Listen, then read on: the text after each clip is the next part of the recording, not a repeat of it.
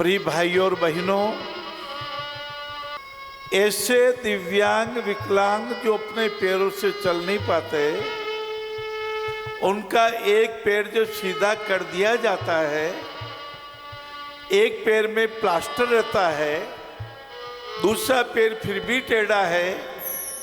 पहले पैर का प्लास्टर खुलेगा, उस समय तक भी सिलाई होती है, और दूसरे पैर का ऑपरेशन होने के बाद दूसरा पैर भी जब सीधा कर दिया जाता है, उसके पैर के प्लास्टर के समय भी सिलाई होती है।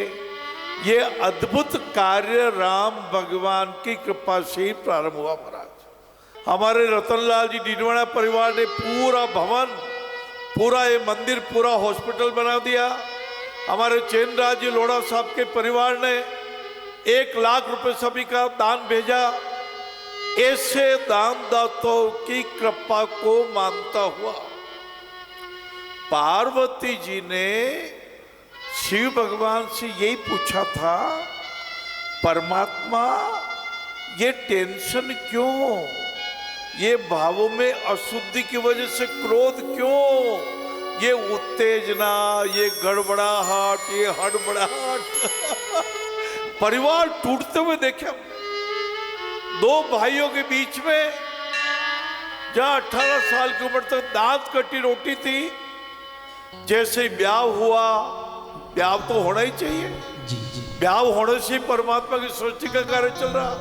ब्याह होना बढ़िया बात है, बहुएं भी अच्छी आ गई, लेकिन ये बाद में स्वार्थ क्यों टकराने लग गए, मन मुटाव क्यों हो गया, मन मुटाव होते होते हाथापाई तक की बातें होने लग गई, और बहुत तलाक, मुकदमे, भाइयों में मुकदमे चलते हुए हमने देखा। कोटड़ा गया था, 12 मुकदमे 2 सगे भाइयों के।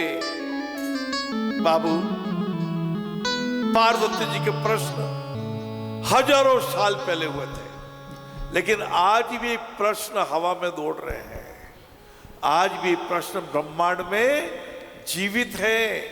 मैंने कोटड़ा में देखा, पोते पोती भी आपस में बोलते नहीं, भतीजे भतीजे बोलते नहीं, दोनों परिवारों में इतनी कड़वाहट। ये कथा कड़वाहट को मिटाने की कथा है, ये कथा प्रेम प्यार बढ़ाने की कथा है। और पार्वती जी ने पूछा, भगवान ने अवतार क्यों लिए, 24 अवतार हुए, श्री राम भगवान ने अवतार लिया, अवतार के हेतु क्या है? श्री राम कथा में अवतार के हेतु बताए गए। गोस्वामी तुलसीदास जी महाराज ने बताया, कभी नारद जी को ये हो गया, मुझे तो विश्व सुंदरी से विवाह करना है, ये ब्रह्मांड सुंदरी से विवाह करना है, हे विष्णु भगवान। कथा है तो आपने सुनी है, आपने 9 दिवस की श्री राम कथा भी सुनी। आप वो सौभाग्यशाली हैं, सप्ताह पारायण श्रीमद् भागवत महापुराण का सुना। आपने कभी कभी टीवी पर 1 महीने की लंबी महाभारत कथा आती है, वो भी सुनी। आपने गीता जी का 18 अध्याय को पढ़ा है, आपके प्रैक्टिकल जीवन में भी वो आया है।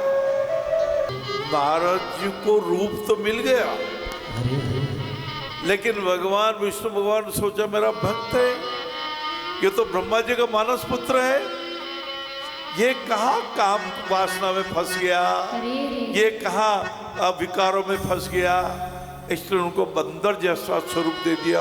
कभी जय विजय को घमंड हो गया, जय विजय विष्णु भगवान के पार्षद, और उनको गर्व हो गया। सनत कुमार जी ने श्राप दे दिया। कभी प्रताप भानु को लगा, ओ सारे लोग मेरी मानने लग जाए, ओ महाराज तापस ऋषि ने कहा मैं भोजन बनाऊंगा, जो जो भोजन करेगा क्या मानना है, क्या मनवाना है। अपने अंदर देखिए, ये जितना कोलाहल है, जितना क्रोध है, जो गर्व है, जो आलस है, सब अंदर से ही पैदा होता है।